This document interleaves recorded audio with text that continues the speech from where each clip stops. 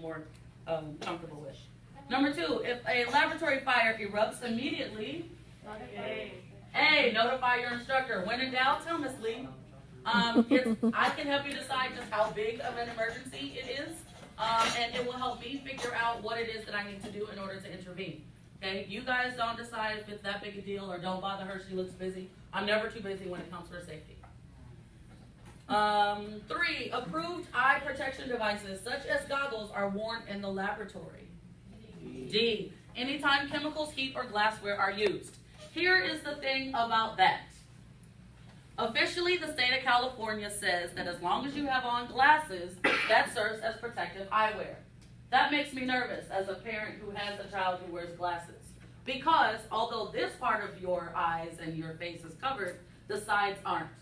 And if it's a splash situation or you've got shattered glass, I want as much of this area protected as possible. So with that being said, I'm going to offer everyone goggles whether or not you choose to use them. Okay? The idea is that, but I do know that some people complain of distortion, so looking through the glasses through their goggles can sometimes make them feel kind of dizzy, or I've heard complaints of headaches. So I understand if you opt out. I just want to make sure you have the opportunity to have the goggles. Does that make sense? I know we talk about it all the time, but I want to make sure that you guys know that this lab is one of those times where we have to be on like hyper alert bioterror level 5, okay? We're dealing with chemicals, we're dealing with sharps, and we're possibly dealing with the bacteria inside this biological specimen. Number 4, if you wear contact lenses in the school laboratory, what do? C, advise your science instructor that you wear contact lenses, okay? It's just one of those things. You're going to be offered goggles just like everyone else, but because of that, you might blink more often, you might touch your face more often, and I just want to make sure I know who it is that that's in the audience here. 5, if you do not understand a direction or part of a lab procedure, you should C, ask me before you keep going. Don't decide that it's not important enough for you to do it, okay? But also don't do what it is that you're not really sure, because that could put you or your group members in an unsafe situation. We are going to cut together. We're going to talk about the organs together. Depending on how skilled you are with removing the organs, I might be walking around with different body parts and showing you guys and talking about them. So we're going to be cutting together, okay? So that means don't move on until I tell you to do so. Number 6, after completing an experiment, all chemical waste should be B, disposed of according to instructors' directions. So sometimes we can put it down the sink. Other times it might have to be treated with another chemical before we can put it down the sink. Other times it has to go straight in the trash. Other times it has to go in a specific trash can. So either way it goes, we'll dispose of these things the way I instruct you to do so. Number 7, if a lab experiment is not completed, you should A, discuss the issue with your instructor. Now we are going to have a situation where we're going to have to continue our dissection the next day.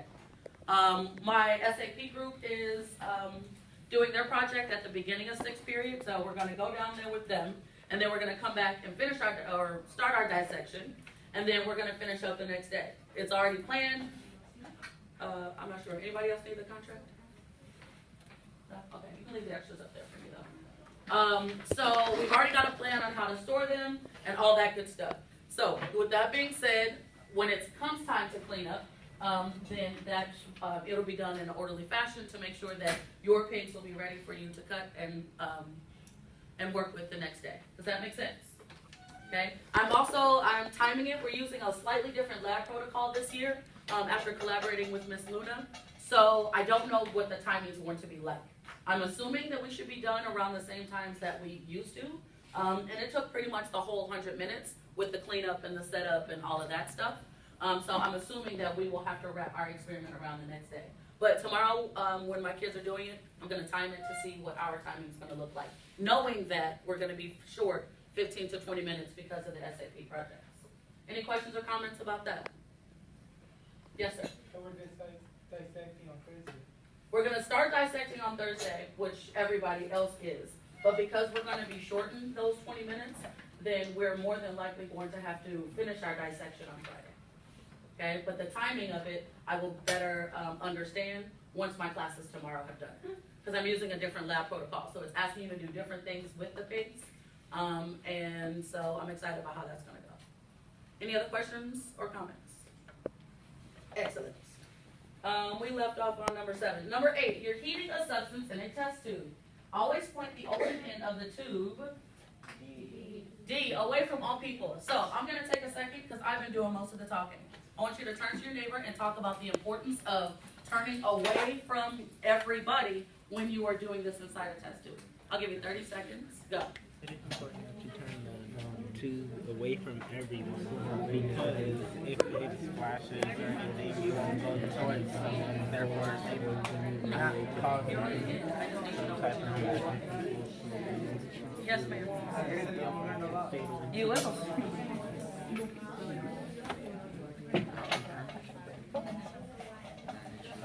Wait for people due to the fact that it can splash, and due to that fact you don't want to splash it at someone. For your good. Yeah.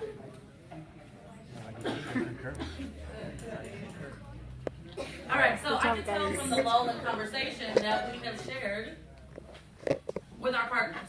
Is there anyone who would like to volunteer and share either what you told your partner or what your partner told you? Yes, Omar? So I heard some good stuff happening back there at Armando's table. Do you want to share what you told us? What? I said that you want to hold the test tube away from people due to the fact that it can splash and contaminate one's eyes and or face. Excellent. Anybody else want to add to that? We like it. Thank you, sir. That's my friend. A lot of lab safety comes from the fact that most of it is common sense, but it's just also about being mindful of what you're doing and being purposeful in your movements. Okay, so when you're getting up and doing things, you want to make sure you don't have anything sharp in your hand. Put it in the tray, do what you got to do, come back and get your tools, and then you can cut. So for me, that's the number one concern, and that's the easiest way that I remember, like, is this the safest way for me to do this?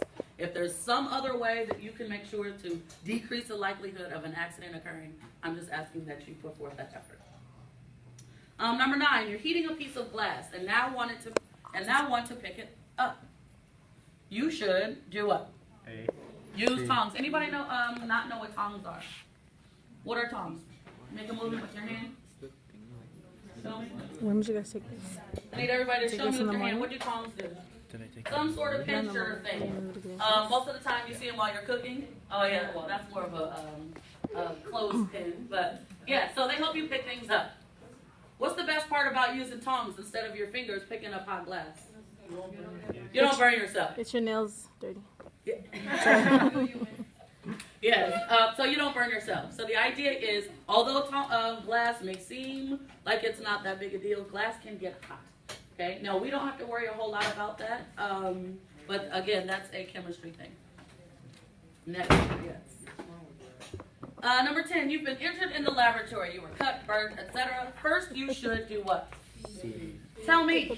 Okay, I can intervene, and more importantly, I can tell the emergency responders what it is that they're going to see when they come here. Okay, again, I've never had anything big or crazy or scary or anything like that happen while I've been here, but you can never be cautious enough. Okay, and accidents happen all the time, so we want to do the best that we can to prevent them. Number 11, with gathering glassware and equipment for an experiment, you should D, all of the above. So read all directions carefully to know what equipment is necessary. Examine all glassware to check for chips or cracks. Clean any glassware that appears dirty. Guess what? Most of that's going to be done for you already. Your lab stations are already going to be set up. Everything's going to be set out for you. The only thing that you will probably get right at that moment is the pigs. Because I don't open the pigs until we absolutely have to. Because obviously exposing them to oxygen is going to... so the question is, how big are our pigs? So our fetal pigs are very similar to the ones that are in that PowerPoint. So they're about this big. So it's a decent sized specimen to work with. But we find that when they're a bit bigger, so when they're about this big, their organs look most like ours. So you get the context definitely makes sense as to why we're doing this experiment. And also, they're easier to work with and a lot less fragile. They're still pretty fragile. We definitely don't want to walk in like Hercules and rip it out. Don't worry, you may want to. But they're still delicate, but not as delicate the smaller they are. So one year they got us, and they changed what the size requirements were for each one. We've always ordered medium pigs, no big deal. Never even bothered to look at the dimensions.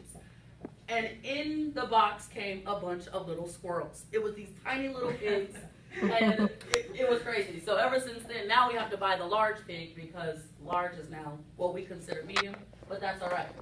So we are back to the right size pig. I think when you guys had, we had the squirrels, right? No. Do you have the big normal ones? Yes. Last year we had the tiny ones. No, yes. Well, you gave the honors, the one you had saved. That's if you're. Oh, yeah. Our year, you did the regular test like the little ones. Yeah.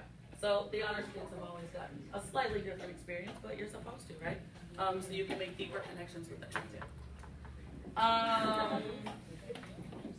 Number 12, you want to place a piece of glass tubing into a rubber stopper after the tubing has been fire polished and cooled. This is best done by D, all of the above. Again, that's really important for like titrations and those kinds of things for chemistry. But the idea is that you will need to lubricate the tubing with water and glycerin so you don't have to fight a lot. If you have to fight a lot, you could accidentally crush the glass in your hand. Use a towel or cotton gloves for protection because it's still hot. And twisting the tubing and stopper carefully. 13. Personal eyeglasses provide as much protection as B. Safety glasses.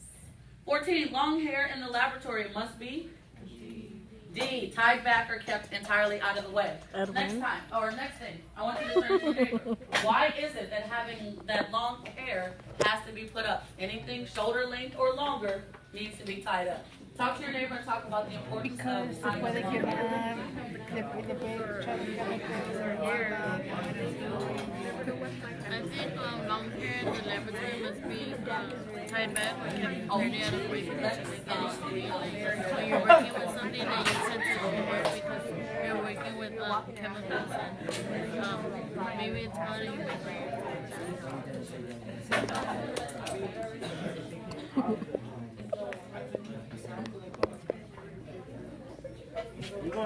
So do you need to put your hair back? Why? Why do you need to put your hair back for the lab? Because it could be dangerous. And you could ruin your luscious locks up there. Yes. Most people with long hair, they could be set on fire. All right. You could be what? Set in fire. I can have your attention in 3, 2, 1. I don't want to pick on many of our long-haired Americans in the room. So who wants to volunteer and tell me why it is that long hair should be tied up? I mean, of course I want to pick on Patty. Patty, why you want to put that braid up?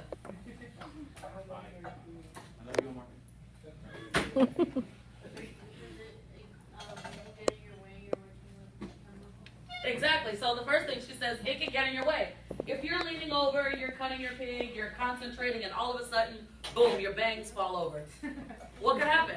Zenia, we thought that was funny, but what could happen? It could mess up the area, so your hair could fall into the pan. Yes, thank you for raising your hand. It could fall into your eye, and then you might have something in your hand, and then you might rub your eyes.